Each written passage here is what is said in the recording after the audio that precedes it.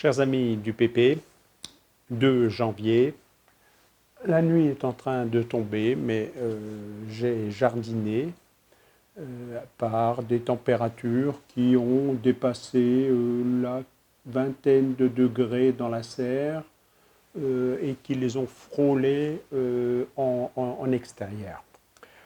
Donc pour l'instant, ce doux temps extrêmement suspicieux continue. D'ailleurs, j'ai imprimé une nouvelle là sur le site du Monde qui dit que la dernière semaine de décembre était la plus chaude jamais mesurée depuis 1947.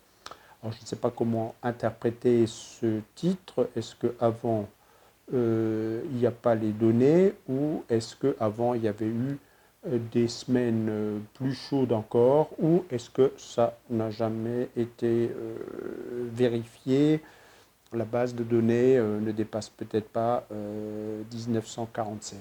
Pour ces températures moyennes, en fait, ça a l'air très simple, mais c'est très compliqué de calculer une température moyenne sur la France. Il faut des stations uniformément réparties, il faut tout un modèle et peut-être que ces données dites consolidées, dites vérifiées, n'existent pas avant 1947. Ce qui est clair, il mentionne le mont Aigoual, mont Aigoual qui est à peine une centaine de kilomètres en direction des Cévennes, au-delà de Montpellier, qui est le point le plus arrosé de France, la station météo officielle qui recueille les plus hautes précipitations et qui a enregistré donc là sur cette période un minimum, donc température la plus basse la nuit, de 11,4 degrés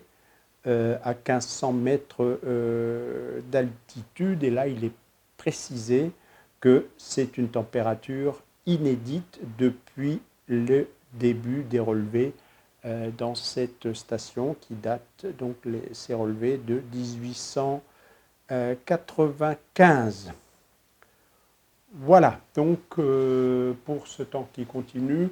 Alors j'ai tourné une petite séquence qui justifie le titre de cette vidéo, hein, donc les navets de Noël après les radis de Noël. Alors il ne s'agit pas de ces films qu'on passe en boucle pour les enfants entre Noël et Nouvel An pendant les vacances scolaires, hein, donc il s'agit réellement des navets que j'ai produits et il y a eu un loupé. Il devait être dans la séquence précédente. Alors avant de me lancer là-dedans, deux précisions. Tout d'abord, merci à tous ceux qui, sous une forme ou sous une autre, m'ont formulé des vœux et vous êtes unanime à me souhaiter une bonne santé. Vous avez raison, c'est l'essentiel. Très franchement, tout le reste, je m'en fous et j'espère que avec les cardiologues et avec tout ça, j'aurai pas trop de mauvaises surprises cette année. J'étais cas contact, mais je suis passé à travers le Covid, plusieurs tests négatifs pour l'instant. Et puis, donc oui, vous avez raison, c'est l'essentiel. Si j'ai la santé, je continuerai à faire des vidéos plus courtes et mon intention, mais est-ce que je vais la tenir? Ça, c'est l'avenir qui le dira. Techniquement mieux faite, j'ai vu le commentaire de quelqu'un qui disait que dans ma vidéo mise en ligne hier, le son était épouvantable. J'utilise pourtant toujours le même matériel. Donc j'ai un peu mis le micro moins près, j'ai un peu réglé le niveau d'émission, etc. J'espère que ça s'améliore, mais j'ai peur que je reste que je ne sois jamais un as de la technique cinématographique. Remercier tous ceux qui, sous une forme ou une autre, m'ont écrit, envoyé des mails, envoyé des courriers, je voudrais quand même remercier spécialement la personne qui se reconnaîtra, qui m'a envoyé cette bouteille avec un courrier extrêmement touchant. Donc sachez que si je ne réponds pas toujours, ça traîne quelque part dans ce bazar avec la ferme intention de faire un courrier de remerciement. Et puis, voilà, je rajoute quelque chose dessus. Arrive un nouveau livre que je veux lire, que je pose là-dessus, et ainsi de suite. Et donc, ne soyez pas déçus, vous ne recevez pas toujours les remerciements personnalisés. Voilà, c'est comme ça, je suis débordé. Enfin, je suis débordé, je fais trop de choses. Et du coup, voilà, vous n'avez pas les remerciements personnalisés que vous mériteriez. Sachez que l'intention y est. Il y a peut-être aussi parmi vous quelques personnes qui, durant cette période un peu plus difficile, là, entre le test d'effort négatif, le passage en coronarographie, dans toute cette période-là où j'étais un peu dans le doute par rapport à mon état de santé, m'ont posé des questions, m'ont envoyé des mails auxquels, dans cette ambiance et sous la pression du travail sur mon manuscrit, je n'ai pas répondu. Relancer, c'est pas de la mauvaise volonté, c'est juste que, voilà, des fois, ça passe à l'oubli. Et pour compléter la vidéo mise en ligne hier, j'ai retrouvé mon cahier. J'ai mis un petit tag 2022 parce que j'ai déjà noté ce que j'ai fait aujourd'hui. Et j'ai retrouvé donc date et nom des variétés qui étaient dans le film hier. Donc le semis devant lequel commence la première séquence à l'extérieur, devant le tunnel de tomates, a été fait le 24 août. Et les navets que vous allez voir dans un instant, mais qu'on voyait déjà à travers les images où j'ai filmé la mâche, qui était de la mâche à grosses graines, hein, donc ces grandes feuilles, ce sont des mâches plutôt de début d'hiver. Les navets, c'est la variété de Nancy à feuilles entières. Le radis que je vous ai montré n'a pas de nom, j'ai simplement noté que c'était nos propres graines. Il se pourrait que ce soit du Gaudry 2, mais multiplié, on va dire, sauvagement. Hein. Le radis est une plante allogame, et donc sans précaution particulière, il y a de fortes chances qu'il y ait d'autres variétés de radis quelque part dans le potager et qu'il y ait des croisements. Mais normalement, j'avais fait des récoltes de graines à partir de la variété Gaudry 2. Voilà, et puis donc, je vous montre cette petite séquence filmée ce matin en chemise vers 10h30. Allez, c'est parti. 2 janvier, temps toujours aussi doux, 6 degrés à peu près ce matin, vers 10h. Je vais commencer une vidéo que je compléterai quelque part quand j'aurai le temps, à propos de quelque chose qui énerve ou contrarie beaucoup pas mal de jardiniers, les ronces. Lorsque vous avez des plantes pérennes, là derrière moi c'est les cassissiers, mais ce serait tout à fait la même chose dans les framboisiers. Et puis c'est exactement la même chose dans une haie que vous installez ici, notre haie du côté nord. Immanquablement, vous aurez là-dedans des ronces. Et donc si on ne comprend pas tout à fait ce qui se passe, on a tendance à s'énerver. Hein. L'homme, quand il ne comprend pas, il s'énerve. Ou il râle. râle. Ces putains de ronces, voilà. Alors, pourquoi ces ronces? Mais ces ronces, elles sont une invention tout à fait remarquable du vivant. Ce sont des plantes ligneuses. Donc, elles ont compris que le carburant du vivant, c'est la lumière, et donc elles ont, comme les arbres ou les arbustes, trouvé le moyen de passer au-dessus des autres plantes pour étaler leurs feuilles et leur piquer la lumière. Mais elles font mieux. Elles ont développé des épines, ce qui permet de repousser les brouteurs, parce qu'en fait, une savane, ce qu'on appelle chez nous une prairie, va s'installer lorsque il y a des brouteurs qui broutent l'herbe, et à ce moment-là, l'herbe prend le dessus et se développe. Un des brouteurs, c'est l'homme avec sa tondeuse. Et donc, ces ronces ont compris que si elles voulaient s'installer et prospérer, parce que c'est ça la logique du vivant, c'est que chaque espèce va avec ses ficelles à elle, ses trucs, la façon dont elle est constituée, essayer de tirer son épingle du jeu et d'envahir le plus possible l'espace disponible et en particulier donc l'espace lumineux. Et donc elles ont trouvé des épines pour repousser les brouteurs, parce qu'essayer de brouter ça, et vous allez voir tout de suite, et elles ont trouvé une troisième chose tout à fait étonnante, enfin rien d'étonnant, tout à fait normal, mais intéressante dans leur cas, ce sont de faire des fruits que vous connaissez, les mûres dont vous savez qu'elles sont délicieuses. Salsa, tu ne vas pas dans le jardin. Voilà. Et donc, ces mûres vont attirer des oiseaux qui vont s'en nourrir et qui vont voler partout et fatalement se poser sur une branche ici, peut-être encore manger un ou deux de mes baies de cassis qui sont mûres aussi, et chier sur place.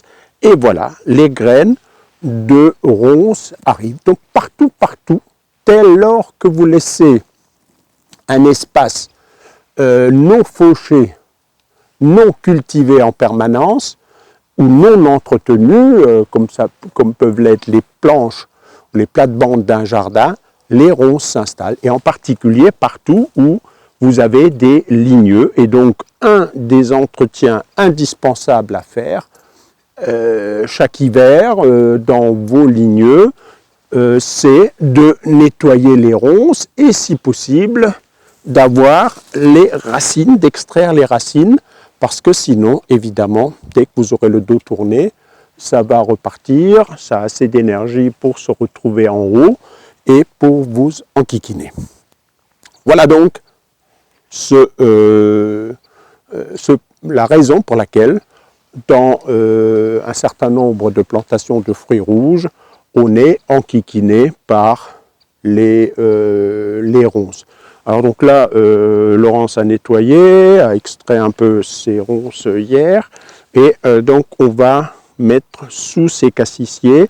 Alors d'abord un peu de taille, je taille très peu, des branches cassées comme celle-là, hein. Des branches mortes, desséchées, ou lorsqu'il y a trop de branches qui se croisent, comme ces deux-là par exemple. Là je vais faire un peu de ménage, donc chaque fois que des branches sont trop abondantes, mais je taille peu. Pour information, hein, tout ça c'est un pied de cassissier, donc il commence ici à la rencontre de son voisin et il va jusqu'à l'aller là-bas. Dans ce qui était à l'époque le bout de mon potager, prairie plantée dedans, jamais rien fait, jamais travaillé, jamais rien fait d'autre que d'entretenir, extraire les ronces et mettre les matières organiques disponibles, plutôt pour des ligneux, des matières organiques pauvres. Donc là, ce sont des feuilles mortes collectées à l'automne, que je voulais mettre à l'automne, hein, donc là c'est pas du tout la bonne période, enfin très exactement ces feuilles ont commencé à se décomposer en tas, ce qui n'était pas du tout une bonne idée, mais si vous avez regardé la vidéo mise en ligne hier, vous savez que j'étais très occupé. Voilà pour ces ronces, donc je continuerai un tout petit peu des observations en dehors de mon potager pour vous expliquer ce système, et je vous expliquerai aussi que ces ronces sont tout à fait intéressantes en dehors des murs dont on peut faire d'excellentes confitures. Je parle là intéressante pour le système vivant qu'est un potager et qu'est surtout les abords de ce potager. Alors, dans la vidéo mise en ligne hier, normalement, il y avait une séquence sur les navets. Et il faut croire que 2022 sera comme 2021, qui était comme 2020 et les années précédentes. Il y a des ratés dans les prises de vue. Et donc, quand j'ai voulu monter les navets, eh ben, je n'ai pas trouvé de séquence navets. Alors, on va faire les navets de Noël après les radis de Noël. Donc, c'était dans cette partie-là, et les radis sont encore là, puisqu'en fait, après avoir filmé et après les avoir arrachés, je les ai posés là, et puis comme il fait juste 5, 6, 7, 8 degrés ces derniers temps, bah, ils se conservent tout aussi bien que dans le frigo, puisque c'est la température d'un frigo. Donc voilà des navets semés donc ici à l'emplacement où il y avait durant la dernière saison des pommes de terre, et on pousse. Alors ceux-là sont semés, hein, donc c'est pas une levée spontanée, c'est pour ça que vous avez cette espèce de rangée, et je vais vous essayer de retrouver la séquence parce que j'ai filmé le semis de ces navets. Donc si je la retrouve, je vais l'incruster ici pour que vous voyez les efforts considérables que j'ai déployés pour avoir des navets de Noël. C'est très compliqué. Voilà, et d'autant plus compliqué que si vous voulez avoir en plein milieu de ça des mâches telles que celles que je vous ai montrées, et si vous voulez avoir une rangée qui était là-bas de radis de Noël. Je crois qu'il en reste un dernier ici. Voilà donc le dernier de ces fameux radis de Noël, légèrement, je perds mon équilibre, légèrement creusé par les limaces noires, mais comme je vous le disais, parfaitement comestible, pas du tout creux. Et celui-là il est véreux. Donc mauvaise pioche, celui-là est véreux, mais pas creux, et ayant un relativement bon goût. Bon, celui-là est véreux, donc si les vers se sont déjà installés, ben, qu'ils finissent le boulot. Donc on va donner cette biomasse au système vivant ici, et on va aller filmer les autres navets. Celui-là un peu plus fibreux parce que vous le voyez ici à la tige, il avait commencé à monter en fleurs, donc à début de montaison. Donc là aussi les navets, on ne va pas laisser traîner.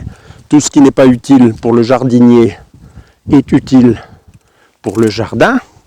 Donc tout ça, voilà, va rester sur place. Inutile de l'emmener dans la cuisine pour ensuite devoir ramener tout ça dans un seau. On pourrait dire, pour faire une mauvaise rime, que c'est un peu seau. Et on va donc aller voir les autres navets, eux, de levée spontanée.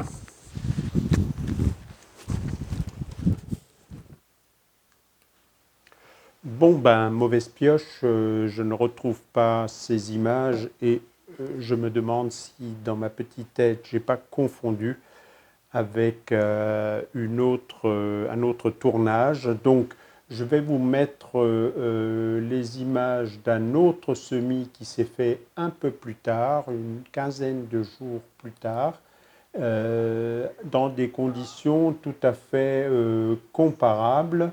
Si ce n'est que les navets que vous venez de voir, je n'avais pas pris la précaution de marcher sur une planche. Donc dans les deux cas, il s'agit d'un semis après récolte de pommes de terre. Donc la terre avait été un peu griffée, tout simplement pour extraire les pommes de terre. Donc les pommes de terre ont été semées, posées sur l'herbe et puis du foin par-dessus. Et donc pour les extraire, j'utilise une griffe, ce qui fait que la terre est un peu plus meuble que ce qu'elle n'est d'habitude. Et donc voilà, un sillon ouvert, je sème dedans. Là en l'occurrence, ce n'était pas des navets, c'était des carottes, mais je vous garantis que je procède exactement de la même façon. Lorsque ce sont des carottes, j'ai pour habitude de sursemer ce que je suis en train de faire là, donc semer par-dessus des radis, donc les radis lèvent plus vite que les carottes et ça, à la fois ça marque la ligne et ça crée un ombrage sous lequel les carottes lèvent plus facilement et en même temps les radis occupent une partie de la place, ce qui fait que les carottes sont naturellement écartées les unes des autres, donc on n'a pas besoin de faire ce qu'on appelle des mariages. Donc dans le cas des navets, j'ai juste semé une rangée de navets de la façon dont vous me voyez procéder. Et donc, ce que je voulais vous montrer, c'est que en fin d'été, une fois que j'ai semé, je piétine le rang, qu'il s'agisse là de carottes, qu'il s'agisse de navets, qu'il s'agisse de radis, qu'il s'agisse de laitue. Je n'enterre pas les graines et par contre, je piétine très très copieusement, ce qui va réaliser un parfait contact entre le sol et les graines et j'obtiens une excellente levée. Ne faites pas ça si jamais votre sol est humide. Là, c'est des sols secs, je n'arrose pas. Et surtout si votre sol est argileux. Donc là, il y a vraiment une humidité à partir de laquelle les mottes s'éclatent très facilement. Dès que c'est un peu plus humide, ça finit en béton et là, il vaut mieux s'abstenir. Donc voilà comment s'est fait ce semis de navets d'une façon donc très très simple et le résultat, vous l'avez. Et navets de Noël donc toujours, voilà c'est autre variété de navets plats qui ont poussé, alors eux spontanément ici, je les ai reposés là où je les avais filmés avant-hier. Donc voilà, levée spontanée ici à cet endroit où en fait j'avais planté des choux de Bruxelles et où se trouvent mes oignons d'hiver. Voilà donc des navets sur lesquels je n'ai rien fait. Un petit ici, une petite partie véreuse parce que celui-là est resté très longtemps en terre. Celui-là, il est quasiment nickel avec juste ces petites taches liées donc à l'activité des limaces durant cet automne et ces jours-ci encore. Donc voilà, je ne peux pas vous dire la variété puisque je ne les ai pas semés, enfin je les avais semés il y a 1 ou 2 ans, ils sont montés en graines, ils sont venus tout seuls. Il y a quelque part, je ne sais pas si je l'ai mise en ligne, une vidéo où je montre ici la pagaille et où je dis, je ne sais pas ce que sont ces crucifères. Je me demandais si c'était de la moutarde, etc. Et puis non, c'était ces navets. Voilà donc pour juste ce petit rajout à la vidéo filmée le 31. Puis je vais profiter de ce temps clément pour continuer donc un peu de mise en ordre avant de me mettre à la relecture de mon manuscrit. Ciao et à une prochaine. Bon allez, un dernier mot. Vous êtes sans doute quelques-uns à vous poser la sempiternelle question que se posent les jardiniers. Qu'est-ce qu'il faut que je fasse avec ce temps? Qu'est-ce que je sème, je plante, je fais pas, attention les seins de glace, j'attends les seins de glace, etc. Eh bien, je vais vous dire la vérité. La vérité est toute simple. Celui qui vous dit ce qu'il faut faire, c'est un couillon. Parce que celui qui sait ce qui va se passer dans les mois qui suivent n'est pas né. Même Madame Soleil s'en est foutu plein les fouilles, mais avec des conneries. Elle a raconté des cracks à des gens qui ont bien voulu la croire, y compris des hommes politiques qui sont tout aussi crédules que je le suis moi. Enfin non, moi je suis peu, mais que d'autres. Je peux vous dire ce que je fais. Moi, je cultive. Je cultive. Donc, on a semé hier, avant-hier, un ensemble de salades, d'épinards, de mâches, etc. Donc, un certain nombre de plantes qui ont pour caractéristique le fait, d'une part, de résister relativement bien au froid. La mâche peut s'enquiller à -15. Hein. Et avec le réchauffement climatique, je doute fort, même si c'est possible, hein, je doute fort qu'il y ait beaucoup de chances, parce que tout raisonnement hors probabilité, c'est de la bêtise à se cogner la tête contre les murs. Donc oui, il y a encore une probabilité, 1 sur 20 ou je ne sais pas combien, je n'ai plus les chiffres en tête, mais ces 10 dernières années, je crois que la température à la station de Strasbourg est descendue une seule fois sous les -10. Donc ça veut dire qu'il y a 9 chances sur 10 ces dernières années pour que les températures restent au-dessus de -10. Et -10, on trouve, j'ai ici un classeur dans lequel j'ai des tas de catalogues de différents fournisseurs de semences, on trouve des graines, enfin des variétés d'un certain nombre de plantes, bien sûr pas les melons, bien sûr pas un certain nombre d'exotiques très à la mode, les Christophines ou que sais-je, mais on trouve des tas de variétés de légumes tout à fait honorables qui s'enquillent sans problème à -10. Pour les semis de printemps, je suis particulièrement attentif, mais l'information est très très difficile à trouver aux températures de germination.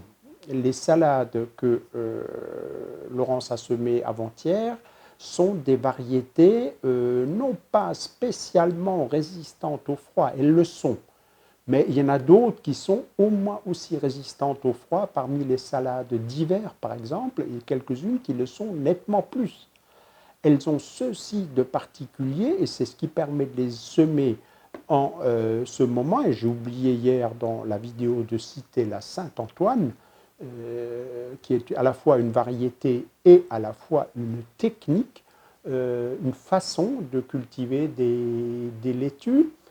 Donc les variétés que je cherche en ce moment dans les catalogues sont des variétés dont la particularité est d'avoir la capacité de germer par des températures de sol relativement faibles. Je dis relativement parce que dans le film hier, j'ai aussi oublié d'incruster, voilà, il faut que je fasse des films longs, hein, sinon il manque trop d'informations. J'ai oublié d'incruster le thermomètre qui me donne la température du sol, qui oscille entre plus 11 degrés hier en fin d'après-midi, puisqu'il y avait du soleil, et plus 9 degrés ce matin avant qu'il y ait du soleil. Donc c'est une température tout à fait considérable à laquelle pas mal de légumes sont capables de germer, et en particulier pas mal de laitues qui, elles, posent un problème lorsque les températures du sol montent au-dessus de 25 degrés. Donc on a des gros problèmes pour les faire germer l'été, mais là, en ce moment, il n'y a aucun problème avec pas mal de variétés. Donc, moi, je jardine parce que je trouve ça rigolo. Et puis, je vais quand même être franc avec vous. Le potager du paresseux par rapport à quelqu'un qui a un potager maniaque, propre, bien entretenu, etc. Le potager du paresseux est une structure merveilleuse, quoi, merveilleuse. Tu fous pas grand-chose. Tu sèmes là comme je viens de le montrer, tu jettes tes graines, tu piétines un peu, pas en ce moment, hein, en ce moment je jette et je laisse. Il y aura forcément une averse qui va tambouriner un peu le sol et l'affaire est réglée.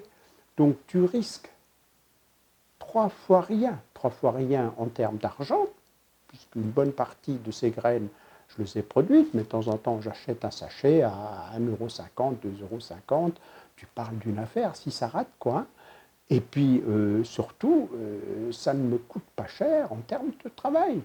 Descends une rangée en jetant des graines, et puis advienne que pourra. Ça rate, j'ai une gelée à -20. Bon, ben voilà, j'ai joué, et ça n'a pas marché. Qui c'est qui gagne à tous les coups au loto? Et pourtant, ils jouent.